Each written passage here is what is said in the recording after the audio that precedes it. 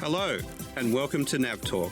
NavTalk is proudly brought to you by the Navwealth Financial Group, helping you reach your destination in life on purpose. My name is Simon Prowse and I'll be your regular host for this series of podcasts. And I look forward to bringing you interviews and content on a broad range of topics. Topics that will be educational, inspirational, informative and at times fun. Welcome once again to NavTalk. Today I have the great pleasure in working with one of my colleagues, Alistair Mettam. Alistair is one of the senior financial planners here at Navwealth, and Alistair, along with other parts of the Navwealth business, have been working closely with one of our key clients, Greg. And today we're going up to actually meet Greg in his hometown up in Queensland, and we're going to be talking to Greg about the Navwealth integrated advice model, and more specifically the services that he's been using with Navwealth and the outcomes he's been able to achieve. Before moving on, I'd like to introduce you to Alistair, who's joining me for today's interview. Thanks for having me along, Simon. So how are things, Al?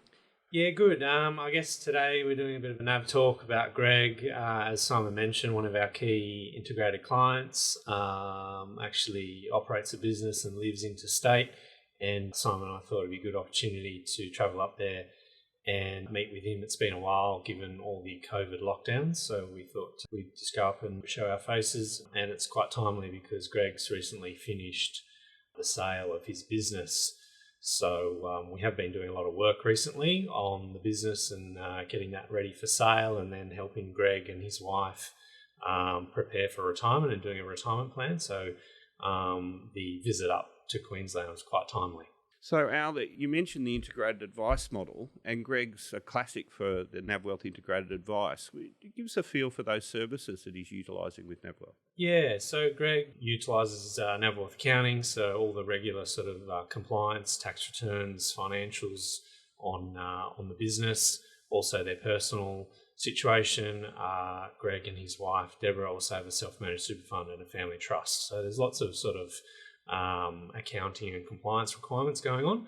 And then also Greg and his wife use myself as their financial advisor, and Navwealth sort of does the financial planning and wealth management as well. And they also utilise Navwealth bookkeeping. So in terms of the Navwealth services, Greg's pretty well touching on pretty well all parts of the business, and I think there even could be some finance work that Navwealth's been doing with him. Yeah, absolutely. So yeah, you definitely consider Greg and his wife as sort of key integrated clients, utilising all parts of the business. And yes, they have also utilised Navwealth Finance for various lending requirements. Oh, that's great. And Greg is quite a unique character in himself. He's got a fairly robust business, quite a not uncomplicated structure. It's pretty busy, and we've been able to sort of pull that together in a really cohesive way for him. Yeah, I think that was one of the reasons Greg came to us. It was about 10 to 12 years ago, first came to Navwealth seeking advice, because he really wasn't happy with sort of the services he was getting. From his point of view, was a little bit disjointed, getting different advice from different stakeholders and advisors, and there was no real cohesion with that. And that was one of the, I guess, reasons he came or got a recommendation to come and see Navwealth, knowing that we, try to do many things in-house and try and sort of, be the conductor of the orchestra for the client and sort of coordinate everything. Yeah, pulling in the one direction rather than being pulled all over the place. Definitely. And one thing that I just want to touch on, because it's pretty important, the initial workings with Greg, you were able to build a roadmap. In other words, a sort of a goal, a overall plan for his future, and that was one of the key drivers for Greg. Yeah, I guess one of his, in the sort of the first initial meetings coming to Navwealth, one of the things that Greg sort of highlighted to the team was that he didn't really understand where he was heading with either his business or his retirement goals. And it felt quite disjointed to him. So I think one of the things that we've been able to do at Navwealth is really build a strategic roadmap and a plan, so the clients sort of understand where they're heading with either the self-managed fund, the business, the family trust, different sort of goals and objectives that sort of, drop into place over the years. Okay. Yeah, and Greg's really sort of embraced that and run with it. And, every time we talk to him, he's, sort of sings our praises, saying that he's got a lot of clarity and understands where he's heading. Oh, that's great. Look, I look forward to meeting Greg, and Al, we better skedaddle out of here and get on the plane, and we'll be back with you as soon as we're up in beautiful Queensland. Looking forward to it.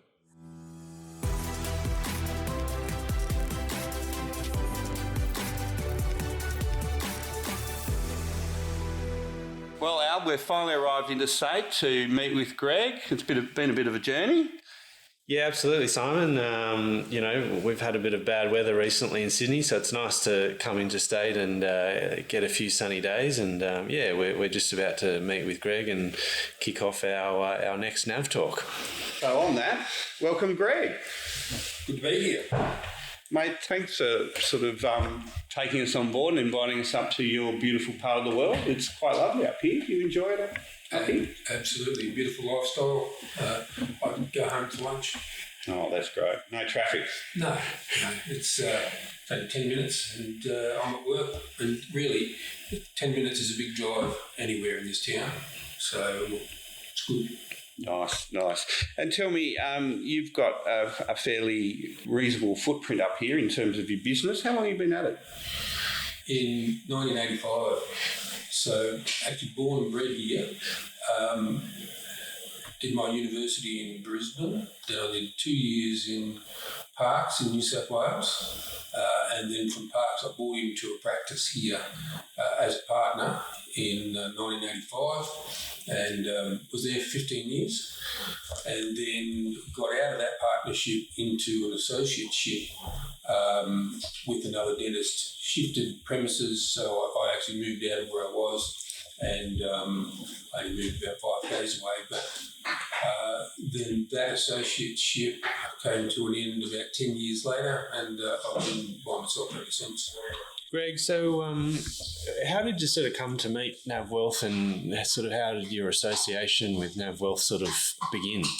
Yeah, it's an interesting journey really, because I had been with an accountancy firm in Melbourne because they had a lot of dentists on their books, so they did a lot of benchmarking.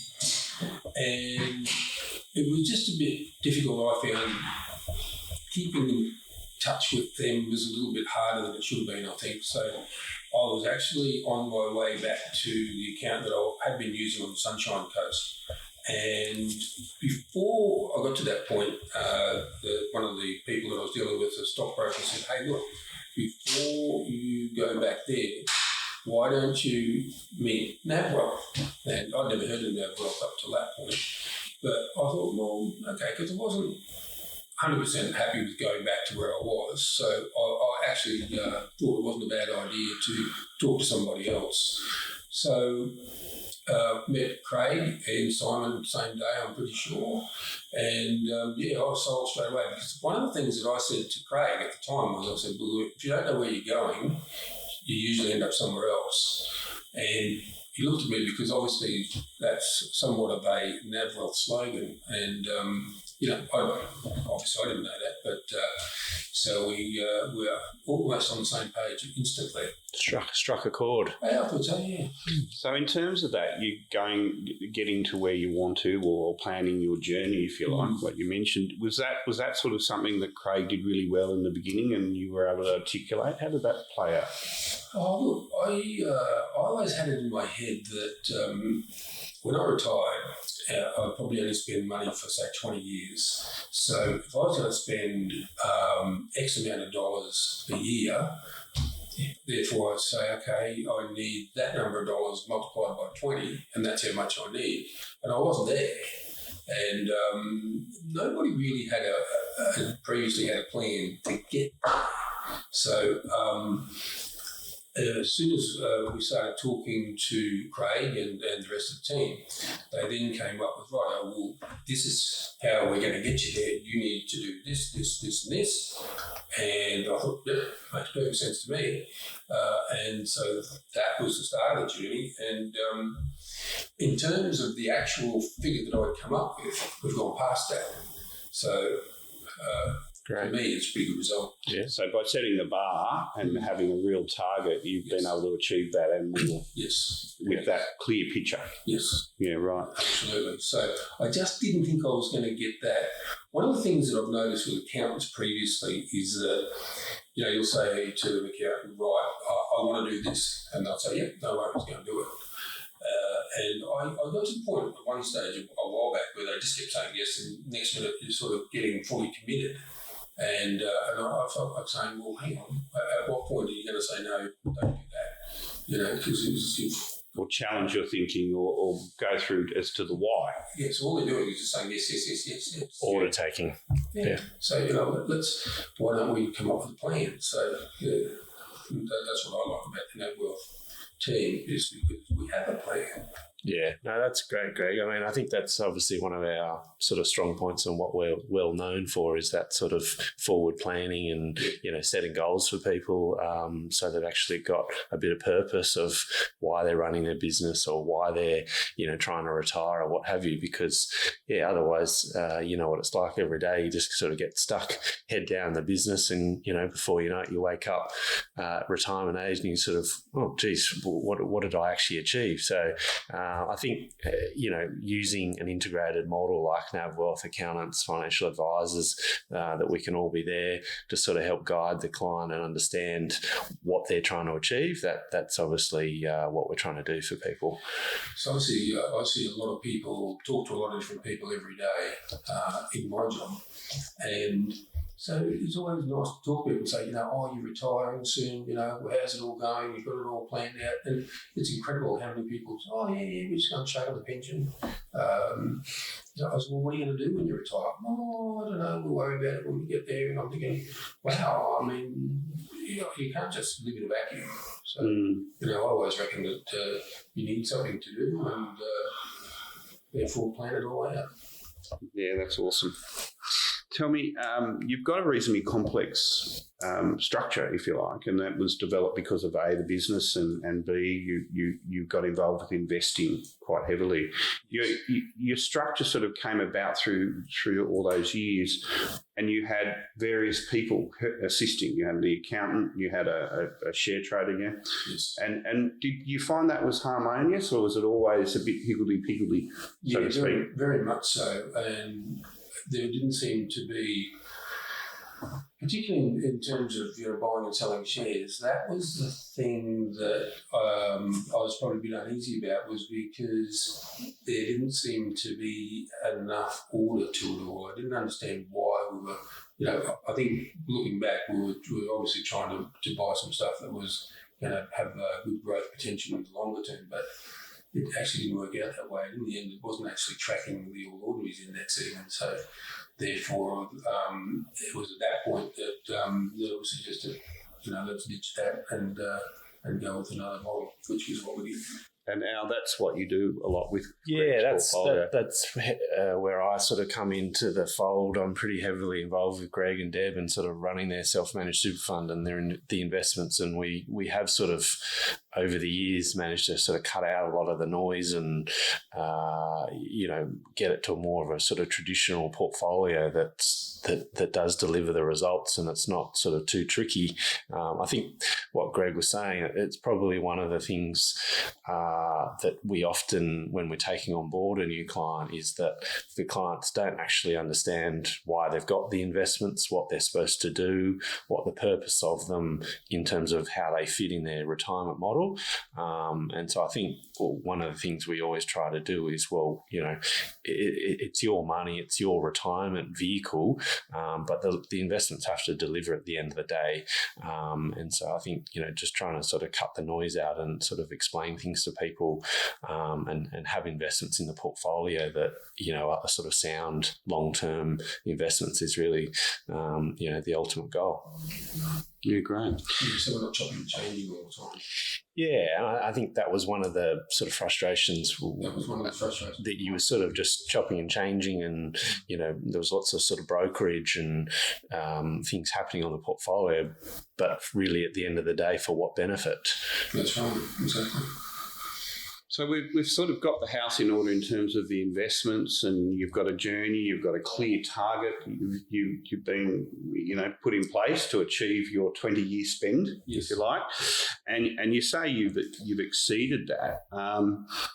That was through a lot of dedication and hard work, but you've also been able to sell your business now through that process, yeah? Yes, indeed. Yeah. And obviously that's an important part of the whole deal as well, because that frees up a bit more cash then for retirement. So I'm pretty pleased with how that's all played out as well, because quite frankly, 20 years ago, the dental industry was such that I really had it in my head that when it came time to retire, I'd just sell off the equipment, close the doors, and walk away. But it's time to change, and dental practices are quite valuable.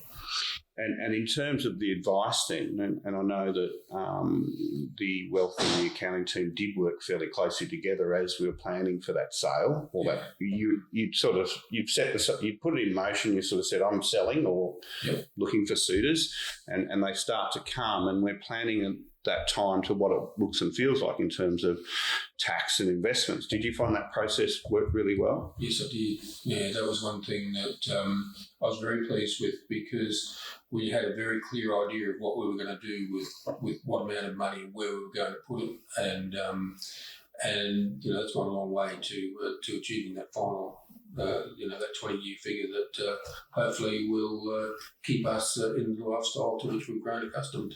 Well, now you've exceeded it, you can actually go out and spend more than you planned, is that? Don't worry me like that. And certainly don't encourage me. I needed the encouragement to spend money. We had everything looked after, so it all just dropped into place. And right all the way down the line, it was quite amazing. My experience with a lot of these things is that there's always a last-minute glitch, or something goes wrong, and hang on, we'll put settlement back a week or 2 weeks or whatever, but none of that happened. It all just went through seamlessly in the end. So you've got multiple advisors all sort of working together and pulling the same oar, if you like, in the same direction. Yeah, that's right. Yeah, and to your credit, Greg, part of the process and the reason why it was seamless is you planned. You said, I'm gonna sell my business and I want to sell it during this period of time. You didn't just suddenly go, I'm selling today. So you've planned for it. You've done your due diligence. You've gone and spoke to suitors. You've done all the things to clean your affairs up. It actually took, I reckon, from start to finish, from the time I said, I want to sell sometime before I'm 65. I reckon it took 5 years to plan it out, and from planning at the initial stages to completion, I reckon it was about 5 years in the end. Certainly quite a long while. So you can't dismiss that in terms of that is just fundamental. If you don't plan this process, your outcome's not going to be seamless as it was, and you're not going to maximise your dollar return, right? No, look, I know people who, there's a guy that I know in South Australia, and he's getting towards 70, and he says, I'm going to sell my practice, I'm going to turn 70. Well, I just don't know how he's going to do that. Because he's just expecting to wake up one morning and sell it. I'd be very surprised what happens that way. And it wasn't easy, was it, finding the right suitor for your style of practice and someone who's willing to part with the money, yeah? Yeah, all of the above. So one of the things about dental practice is that they can be a little bit unique. And sometimes, because particularly if you're a sole practitioner, you've got the problem of, a lot of people might then say, right, well, he's gone, I'll go and find another dentist. Key person risk. Absolutely. And that is why the incoming have said, right, we want you there for 2 years, you can work for as long as you like. And that may well suit me. I have a wife who spends an incredible amount of money. So I think that this is something that needs to be thought through before one, takes the step off the cliff. Well, yeah. Greg, I'm looking around. You've probably got a few toys of your own around the yard. So, Look, I think you work hard. You may as well have toys and enjoy the fruits of your labour rather than be a hamster on a wheel and suddenly falling off and realising that nothing's happened. He who dies with most toys wins. I like that motto. Absolutely. We went along to see one of the practice management gurus in Brisbane. She was over from the United States, very popular lady, very knowledgeable about dental practices, been around them all her life, and been obviously advising a lot of them, do this, do that, do the other. Anyhow, her opening statement went along the lines of, who feels like the hamster on the wheel that, you start work in the morning and then sometime, usually after the appointed time for lunch, you're allowed to get off. And, who hands up those who call the patient through, and we used to do that. They'd say, excuse me, Dr. Whalley, Mrs. So-and-so is here for her filling. And then, if you're running a bit late, then another one had come through. And this lady said, well, hang on, put yourself in the position of the person lying in the chair. They've just heard, oh, God, he's going to have to finish up with me quickly now because his next one's here. And, especially if a couple are called through. And I think, that sounds like me. And anyhow, so I sort of, wow, it's like a bit of a veil lifting. I think, it's got to be a better way of doing things. And, she had some great ideas for, just making the experience much better for the person in the chair. And one of the other partners, though, it came along to morning tea time, and I thought, I can't wait to talk to the other one, what the others think about this. And the other bloke just grabbed his paper and opened up typical American bullshit. He didn't want to have a bar of it. Yeah. And so that was actually the beginning of the end between he and I, because, he loved that whole hamster on the wheel thing, whereas I hated it. I hated running late. It was just, yeah. Yeah, I think that's an important point you make, Greg, and I think that maybe a distinction of yourself and Deb is that you are advice takers and you're willing to seek advice and understand, the environment around you and get second opinions. And I think too often probably business owners think that they're sort of the master of their destiny and they're too focused on heading the business and they don't come up for air and think about, well, where am I going to be in 20 years' time? Typical sort of business owners sometimes can be a little bit too in control and not willing to seek advice and get other people into the business to help them. So I think that's a credit to yourself that you've, over this journey, you've sort of allowed people to come in and give you a bit of guidance. And I think sitting here today, it's obviously been for your benefit. Absolutely. Yeah, looking at that, I'm looking at the advice model of Navwealth, and we talked about the integrated, and probably Greg's a classic in terms of touching. There's been the wealth financial planning, which is obviously goals and objectives and investments, and then there's been the accounting and compliance, tax returns and accounts. Then there's been the business consulting in terms of, we're going to sell this business. What's it look like? How do I maximise returns after the sale and pay as little to other parties, if you like, or optimise my financial outcomes. Then there's been the bookkeeping and keeping an eye on that with the BASs and the reviews. And finally, the finance. There's been some finance sort, and I think, that's pretty well every part of the business out. Yeah, absolutely, Simon. I think that's, multiple services that we can offer, self-employed business owners and people. And I think that's a really good thing about Navwealth. Not everyone has to use all parts of the business, but we certainly have those services available for people to use if they need it. And I guess in the case of Greg and the business, it's worked out that he has needed all of those services, and we've been on hand to provide that specialist advice as and when it was needed. And Greg, I'm going to ask a very dangerous question here. Have you found the using all the services great? Has it been a great experience? Or? Yeah, it certainly has. Yeah, I think that it just makes it a lot easier. If I can just ring one phone number and have access to everything that I need to get a deal across the line. Happy days. So you rate it? Yeah. Great. It is good. Well, this has been fantastic, Greg. I thank you for welcoming us to your house. The lovely meal you cooked us, and Deb for putting up with us all last night, and it's been fantastic for us, and it's been a great eye opener into this lovely part of the world, and we really appreciate you spending the time with us today. Been a pleasure. Thank you. Thanks for joining us today for NavTalk. You can listen to other podcasts in the NavTalk series via YouTube or where you get your favourite podcasts, or simply search NavTalk. Be sure to follow Navwealth on LinkedIn, Instagram, Facebook or Twitter. And please, if there are any particular topics you would like us to cover for a future episode, let us know via our website. I'm Simon Prowse. Until we talk again.